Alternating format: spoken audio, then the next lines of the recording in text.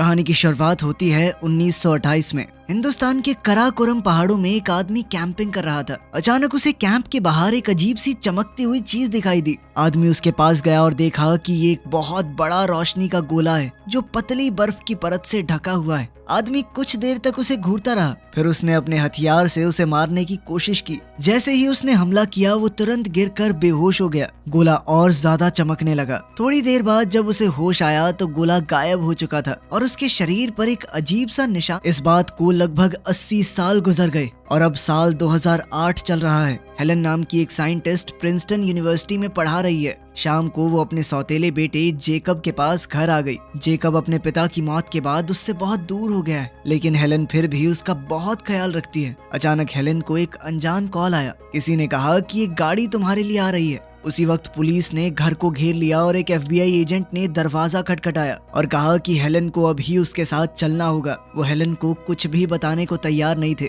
Helen Jacob को ऐसे ही अकेला छोड़कर नहीं जाना चाहती, पर तभी पड़ोस की औरत आ गई और हेलन ने जेकब को उसके पास छोड़ दिया। वो लोग हेलन को गाड़ी में ले गए, पर FBI एजेंट ने अभी भी कुछ नहीं बताया। थोड़ी देर बाद हेलन एक हवाई अड्डे पर पहुंची, जहां एक हेलीकॉप्टर मौजूद है। उसमें बहुत सारी अलग अलग फील्ड्स के साइंटिस्ट बैठे हैं। उन सभी को बिना कुछ भी बताए घर से उठाया गया था। थोड़ी देर में वो लोग न्यू जर्सी की लिनवुड मिलिट्री अकेडमी पहुंच गए। मिलिट्री ने सभी लोगों को अपने अपने फोन्स जमा करने को कहा। हेलन ने जल्दी से अपना फोन कपड़ों में छुपा लिया। उसके बाद उसका पुराना दोस्त माइकल उससे मिला। उसने हेलन का नाम जरूरी लोगों की लिस्ट में इसीलिए डाला क्योंकि हेलन फेमस डॉक्टर कार्ल के साथ काम करती है। माइकल ने सभी साइंटिस्टों को एक कमरे में बुलाया और पूरी बात बताई। एक अनजान चीज अंतरिक्ष से धरती की तरफ बढ़ रही है। अगर उसकी डायरेक्शन देखी जाए तो वो सीधा सीधा धरती से टकराने वाली है। उसकी स्पीड इतनी ज्यादा है कि उसे तबाह करना नामुमकिन सा है। तो अब गवर्नमेंट ने एक इमरजेंसी टीम बनाई है ताकि जब भी वो चीज क्रैश होगी उसके बाद की चीजों को संभाला जा सके।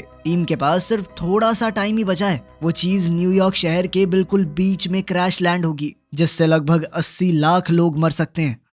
मीटिंग के बाद हेलन ने बाथरूम में छुपकर जेकब को फोन किया और कहा कि बेसमेंट में छुप जाओ। हेलन ने ज्यादा कुछ नहीं बताया। एक फौजी ने हेलन को सुन लिया, पर उसने हेलन को अरेस्ट नहीं किया। उसने फोन मांगते हुए कहा कि मैं भी अपने घर पर बात करना चाहती हूँ। इसके बाद साइंटिस्टों को उस जगह ले जाया गया जहाँ पर वो चीज पृथ्वी से टकराने वाली है। काफी कोशिश के बाद भी ये समझ नहीं आ रहा था कि आखिर ये चीज है क्या। फिर अचानक से उनका मिसाइल सिस्टम भी डीएक्टिवेट हो गया। डर के मारे सब एक दूसरे का हाथ पकड़कर काउंट डाउन करने लगे, लेकिन कुछ नहीं हुआ। तभी उन्होंने खिड़की से देखा कि एक चमकती हुई बॉल धीरे धीरे धरती की तरफ आ रही है। वो सेंट्रल पार्क में लैंड हो गई और लोग डर के मारे भागने लगे। साइंटिस्टों ने सूट पहने और धीरे धीरे उस गोले की तरफ बढ़ने लगे। सबको लग रहा था कि हवा में कुछ अजीब सी रेडिएशन है। पुलिस और मिलिट्री भी आ गई और पूरा एरिया घेर लिया। तभी स्फीयर से तेज रोशनी आई और एक एलियन बाहर निकला। हेलन उसके पास गई। एलियन ने भी हाथ बढ़ाया, पर जैसे ही हेलन उसके हाथ को छूने वाली थी, किसी ने गोली चला दी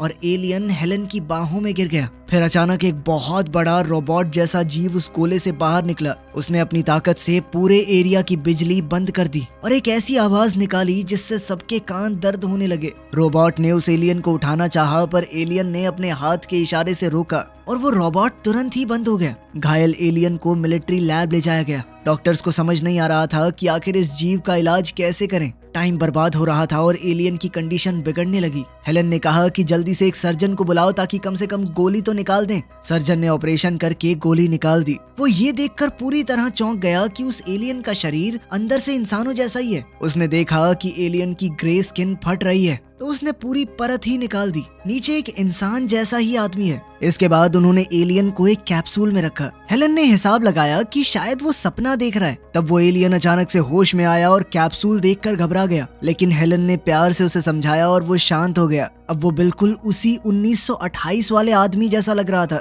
ये खबर बाहर आते ही दुनिया में हबड़ा दबड़ी शुरू हो गई। बड़ी बड़ी स्टॉक मार्केट क्रैश हो गई। न्यूयॉर्क में लोगों को जगह खाली करने के लिए तैयार किया गया। दुनिया भर के लोग डर के मारे शहरों से भाग रहे थे। इसी बीच सेक्रेटरी ऑफ डिफेंस रेजिना ने इमरजेंसी मीटिंग बुलाई। उन्हें पता चला कि एलियंस ने स्पाई सैटेलाइट को हैक कर लिया है और दुनिया भर में और भी चमकदार गोले लैंड होने लगे। रेजिना लैब में आई और साइंटिस्टों की रिपोर्ट सुनी। एलियन के मांस के सैंपल में 3 अलग डीएनए हैं। वो अंदर से बिल्कुल इंसान जैसा है। उसके ऊपर एक ग्रे कलर की परत है जो बचाव का काम करती है। इससे तो ऐसा ही लगता है कि एलियंस पहले धरती पर आए थे और इंसानों के डीएनए का सैंपल लेकर गए हैं। उसी सैंपल की वजह से ये एलियन इंसानों का रूप ले सकता है। रेजिना एलियन से मिलने गई तो वो एकदम परफेक्ट इंग्लिश में बात कर रहा था। एलियन ने थोड़ा पानी मांगा। उसका हाथ कांप रहा था। उसने कहा कि इस शरीर की आदत पड़ने में मुझे थोड़ा टाइम लगेगा। रेजिना ने उससे कुछ सवाल पूछे लेकिन एलियन ने इग्नोर कर दिए। इसके बाद हेलन ने बड़े प्यार से पूछा तो एलियन ने जवाब दिया कि उसका नाम क्लाटू है और वो कई सारी सिविलाइजेशंस की तरफ से आया है। उसने यूनाइटेड नेशंस के साथ एक मीटिंग मांगी पर रेजिना ने इसके लिए मना कर दिया। ये सुनते ही क्लाटू ने कुछ भी और बताने से मना कर दिया तो रेजिना ने ऑर्डर दिया कि इसे सच बोलने वाला सीरम लगाओ और फिर एक सुरक्षित जगह पर ले जाओ पूछताछ के लिए। साइंटिस्टों का मानना था कि क्लाटू इंसानों के इतिहास की सबसे बड़ी खोज है। वो लोग उसे सीक्रेट सर्विस को देना नहीं चाहते लेकिन रेजिना को लगा कि ये एलियन इंसानों के लिए बहुत बड़ा खतरा है, इसीलिए ये फैसला सेक्रेटरी ऑफ डिफेंस ले सकती है। माइकल और रेजिना आपस में झगड़ने लगे। तब हेलन ने बीच में आकर कहा कि वो खुद एलियन को इंजेक्शन देगी और सारे टेस्ट करेगी। हेलन को ट्रूथ सीरम की बोतल दे दी गई पर फिर वो फार्मेसी में घुसकर एक नमक वाले पानी की बोतल छुपा कर अपने साथ ले गई। रेजिना ने क्लाटू को बताया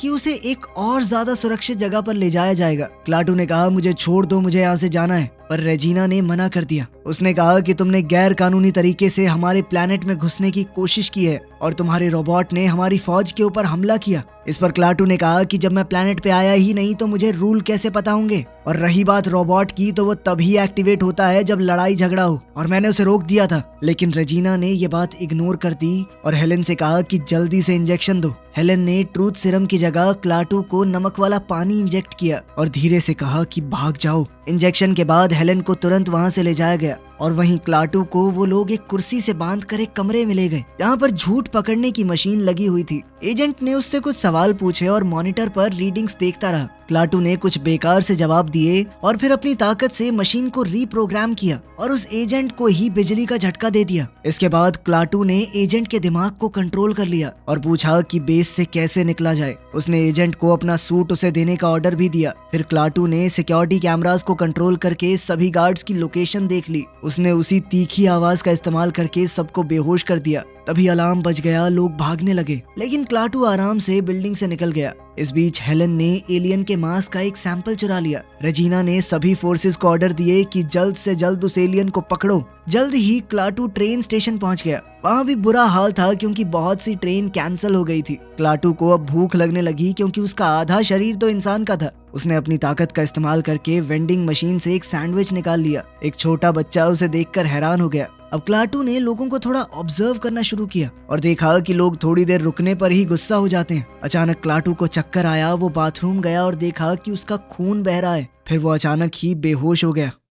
कुछ घंटों बाद हेलन को फोन आया कि स्टेशन में एक पेशेंट उससे मिलना चाहता है। हेलन को समझ आया कि जरूर ये एलियन ही होगा। हेलन तुरंत स्टेशन पहुंच गई और क्लाटू को उठा लिया। गाड़ी में जेकब भी है जो काफी बुरा बर्ताव कर रहा था। क्लाटू ने हेलन से कहा कि मेरे ऊपर जो ग्रे से कलर की परत थी वो है तुम्हारे पास। इस पर हेलन ने हाँ में जवाब दिया। जैसे ही क्लाटू ने वो परत अपने घाव पर लगाई, घाव अचानक से ठीक होने लग गया। उसी वक्त मिलिट्री ने रोबोट के ऊपर हमला करने की कोशिश की लेकिन रोबोट खतरा महसूस करते ही एक्टिवेट हो गया। उसने पूरे मिलिट्री सिस्टम को अपने कंट्रोल में ले लिया और कुछ ही सेकंड में सब कुछ तहस नहस कर दिया। आर्मी उसके खिलाफ कुछ भी नहीं कर पा रही। हेलन क्लाटू को लेकर एक खास रूट पर गाड़ी चला रही थी, बिल्कुल वैसे ही जैसा क्लाटू ने कहा था। जेकब ने देखा कि सब लोग शहर छोड़कर भाग रहे हैं। वो एलियंस की तरफ अपनी नफरत भी जताने लगा। उसने कहा कि एलियंस को खत्म कर देना चाहिए। क्यों आए हैं ये लोग हमारे प्लेनेट पे? अगर मेरे पापा जिंदा होते ना वो लड़ते उनसे। आखिरकार वो लोग एक खास जगह पर पहुंच गए। जेकब बाथरूम चला गया और क्लाटू ने हेलन से उसके परिवार के बारे में पूछा। हेलन ने बताया कि जेकब के पिता एक मिलिट्री इंजीनियर थे और उसकी माँ जेकब को जन्म देते ही मर गई। हेलन ने जेकब के पिता से शादी की लेकिन कुछ समय बाद वो भी मर गए और अब जेकब हेलन के साथ ही रहता है। फिर वो एक फास्ट फूड रेस्टोरेंट में गए जहाँ क्लाटू की मीटिंग मिस्टर वू से हुई। मिस्टर वू भी एक एलियन है जो 70 साल पहले धरती पर आया था। वो अब तक इंसानों के बर्ताव को स्टडी कर रहा था। उसने सीधा सीधा कहा कि इंसान बहुत जिद्दी हैं, बदलना नहीं चाहते और आपस में बहुत लड़ते भी हैं, खुद को ही तबाह कर लेंगे कभी। क्लाटू ने उसकी बात में हामी भरी और कहा कि ऑपरेशन शुरू करने का टाइम आ गया है। लेकिन मिस्टर वू धरती छोड़कर जाना नहीं चाहता, क्योंकि उसने इंसानों की बुराई भी देखी है और अच्छाई भी, और अब उसका परिवार धरती पर ही है, इसीलिए वो मरते दम तक उनके साथ रहना चाहता है। तब मिलिट्री ने रोबोट के आसपास शक्तिशाली पैनल्स लगा दिए। उन्हें लग रहा था कि इससे रोबोट की पावर ब्लॉक हो जाएगी। इमरजेंसी नंबर पर लोगों के हजारों कॉल्स आ रहे थे कि उन्होंने क्लाटू को देखा। इतने में गवर्नमेंट ने नोटिस जारी कर दिया था कि जो भी इसे देखे, जिंदा या मुर्दा, जल्दी रिपोर्ट करो।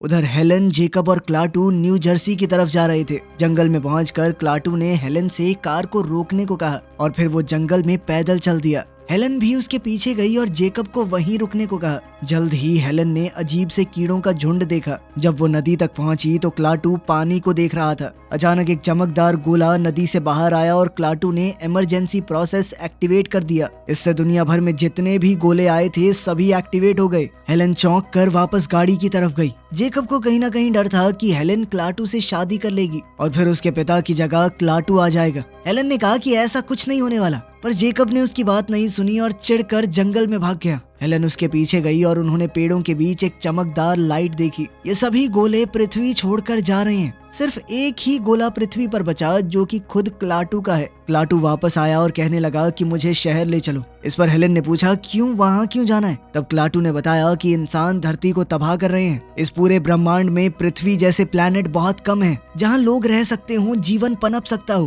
क्लाटू को लगता है कि धरती एकदम सही हो जाएगी, बस इंसानों को हटाना है। ये सुनते ही हेलन डर गई। उसने उसे समझाया कि इंसान बदल सकते हैं, उन्हें एक और मौका मिलना चाहिए। लेकिन क्लाटू ने बताया कि वो लोग सालों से इंसानों को देख रहे हैं, पर कभी कोई बदलाव नहीं आया। इंसान सिर्फ अपने बारे में सोचते हैं और अब मैंने प्रोसेस को शुरू कर दिया है, अब इसे बदला नहीं जा सकता। तभी एक पुलिस वाला वहाँ से गुजरा और उसने क्लाटू को पहचान कर गाड़ी रोक दी। उसने बंदूक निकाली और कहा कि चुपचाप सरेंडर कर दूं। जेकब ने क्लाटू से कहा कि पुलिस वाले को नुकसान मत पहुंचाना, पर क्लाटू ने कहा कि चिंता मत करो, दर्द बहुत कम होगा। और एक हाथ हिलाते ही उसने हेलन की गाड़ी को पुलिस वाले पर धकेल दिया, जिससे पुलिस वाला दब गया। जेकब डर गया, पर क्लाटू ने तुरंत अपनी ताकत गाड़ी के अंदर डाल दी और उसका इस्तेमाल करके पुलिस वाले के दिल को झटका दिया, जिससे पुलिस वाला दोबारा जिंदा हो गया। क्लाटू ने समझाया कि मैं उसे मारना नहीं चाहता, बस रास्ते की रुकावट हटा रहा था। हेलन को अभी भी लग रहा था कि अगर क्लाटू चाहे तो सब कुछ रोक सकता है, इसीलिए उसने कहा कि मैं तुम्हें एक ऐसे आदमी के पास ले जाऊंगी जो तुम्हारा दिमाग बदल देगा।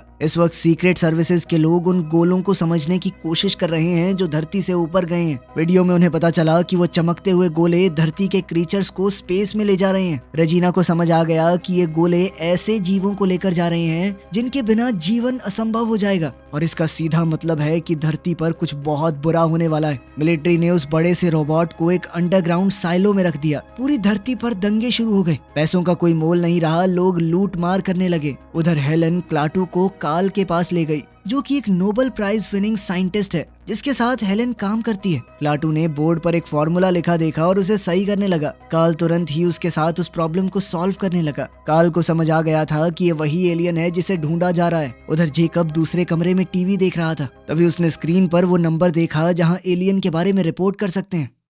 लिविंग रूम में काल ने क्लाटू से पूछा कि तुम्हारे लोग कैसे आज तक बचे हुए हैं, तुम नहीं लड़े आपस में? क्लाटू ने बताया कि हमारा सूरज मरने लगा था, इसीलिए हमें बदलना पड़ा। इस पर काल ने कहा, तो ये बदलाव तभी आया ना जब तुम्हारी जिंदगी खत्म होने वाली थी और इंसान भी अब अंत के बिल्कुल करीब पहुंच चुके हैं, इसीलिए थोड़ा वक्त तो हमें भी मिलना चाहिए। इस बात ने क्लाटू को सोचने पर मजबूर कर दिया, पर तभी वहाँ एयरफोर्स हेलीकॉप्टर्स आ गए। क्लाटू, हेलन और जेकब जल्दी में घर से भाग गए। बाहर जाते वक्त काल ने हेलन से कहा कि एलियन के दिमाग को बहस या बातों से नहीं, इंसानों की हरकतों से बदला जा सकता है, यानी उसे दिखाना होगा कि इंसान बदल सकते हैं। वो तीनों जंगल में छुपने की कोशिश कर रहे थे, पर जेकब अचानक से खुली जगह में जाकर हेलीकॉप्टर की तरफ हाथ हिलाने लगा। वो साथ साथ चिल्ला भी रहा था कि इधर देखो, यहाँ है हम। उसने बताया कि मैंने ही फौज को कॉल किया है, क्योंकि अगर उसके पिता होते वो भी यही करते। एलियन के लिए देश से गद्दारी नहीं करते वो। इस पर हेलन ने दुखी होकर कहा कि तुम्हारे पिता नहीं है अब यहाँ, मैं हूँ, मेरे साथ रह लो।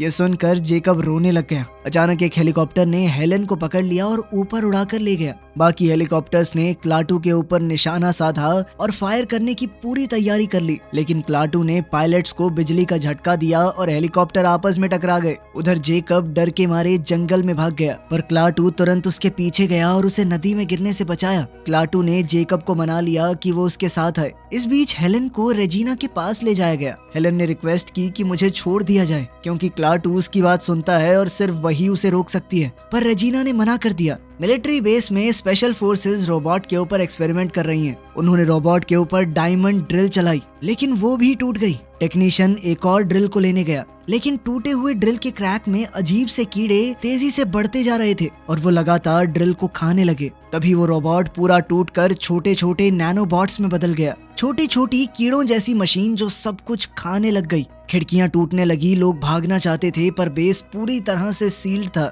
कुछ ही पल में सब लोग धूल में बदल गए और पूरा बेस तबाह हो गया। मिलिट्री ने रेजिना को रिपोर्ट दी कि नैनोबॉट्स को तबाह करना उनके लिए नामुमकिन है। अगर मिसाइल वगैरह चलाई गई तो वो कीड़े और ज्यादा बढ़ जाएंगे। अब वो बादल सा बनकर हर दिशा में फैल रहे हैं और अपने रास्ते में आने वाली हर चीज को तबाह कर रहे हैं। जब एलियन बग्स एक बड़े स्टेडियम तक पहुंचे तो पूरा स्टेडियम कुछ ही सेकंडों में मिट्टी बन गया। ये देखकर रेजिना को समझ आ गया कि वो लोग कुछ नहीं कर सकते, इसीलिए उसने हेलन को छोड़ दिया ताकि वो ही क्लाटू से बात कर सके। माइकल भी उसके साथ गया।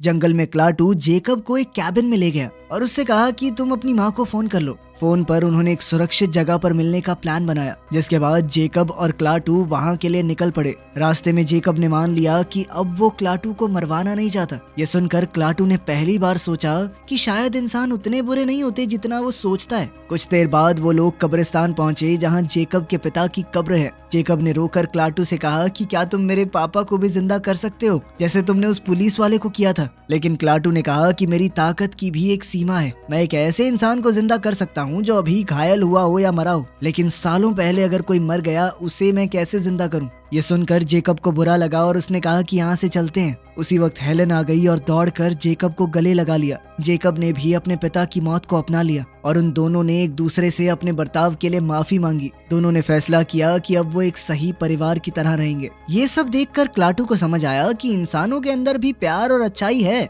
और उन्हें एक और मौका मिलना चाहिए। हेलन ने वादा किया कि इंसान बदलेंगे, तो क्लाटू ने कहा कि वो नैनोबॉट्स को रोकने की कोशिश करेगा। उधर नैनोबॉट्स का वो बादल न्यूयॉर्क को पूरी तरह से खा रहा था। लोग, बिल्डिंग, गाड़ियां, सब कुछ खत्म हो रहा था। रेजिना ने प्रेसिडेंट से कहा कि हम इस सारी परेशानी को प्यार से संभालने की कोशिश कर रहे हैं, लेकिन प्रेसिडेंट ने घबरा कर कहा कि नहीं, उनके ऊपर हमला करते रहो, वो एलियन खतरनाक हैं। हेलन, जेकब, क्लाटू और माइकल जल्दी से न्यूयॉर्क वापस गए जहां वो आखिरी गोला मौजूद है। रास्ते में मिलिट्री ने रास्ता रोक रखा था, पर क्लाटू ने माइकल को सीधा गाड़ी चलाने को कहा। पहले तो फौजियों ने उनका पीछा किया, पर फिर बाद में रुकने का ऑर्डर मिल गया। वो लोग सेंट्रल पार्क पहुंचे और देखा कि पूरी मिलिट्री और साइंटिस्ट वहां से गायब हो गए हैं। तभी एयरफोर्स ने बमबारी चालू कर दी। उनकी गाड़ी उलट गई और एक बड़ा आग का धमाका हुआ। इसमें माइकल मारा गया, पर हेलन, जेकब और क्लाटू बच गए। नैनोबॉट्स उनके एरिया में आ गए और गाड़ी को तोड़ने लगे, तो क्लाटू हेलन और जेकब को लेकर उस गोले की तरफ बढ़ा, लेकिन नैनोबॉट्स के वो बादल पूरे आसमान में छा चुके थे। तीनों मौका देखकर एक पुल के नीचे छुप गए। अचानक जेकब की नाक से खून बहने लगा और वो बेहोश हो गया। हेलन की नाक भी बहने लगी। क्लाटू ने बताया कि वो कीड़े तुम्हारे अंदर भी घुस गए हैं और धीरे धीरे अंदर से खा रहे हैं तुम्हें। हेलन ने उससे कहा कि प्लीज हमें बचा लो। क्लाटू ने उसके हाथ पकड़े और अपनी ताकत से उसके शरीर के सारे कीड़े निकालकर अपने अंदर खींच लिए। तभी जेकब होश में आ गया। क्लाटू ने माना कि काल सही था, इंसान भी बिल्कुल अपने अंत के पास आकर बदल सकता है। फिर क्लाटू ने उन दोनों को एक आखिरी बार देखा और फिर नैनोबॉट्स के उस बादल में घुसकर अपने गोले तक पहुंच गया। जैसे ही उसने गोले को छुआ तो उसका शरीर टूटकर बिखर गया और सारे नैनोबॉट्स भी खत्म हो गए। मरे हुए नैनोबॉट्स बर्फ की तरह पूरी दुनिया में गिरने लगे, लेकिन इसके साथ ही पूरी दुनिया में बिजली बंद हो गई। पूरी दुनिया अंधेरे में चली गई। हेलन और जेकब बाहर आए और उस गोले को ऊपर जाते हुए देखा। वीडियो पसंद आई तो लाइक कर देना, चैनल को सब्सक्राइब कर लेना। मिलते हैं अगली वीडियो में।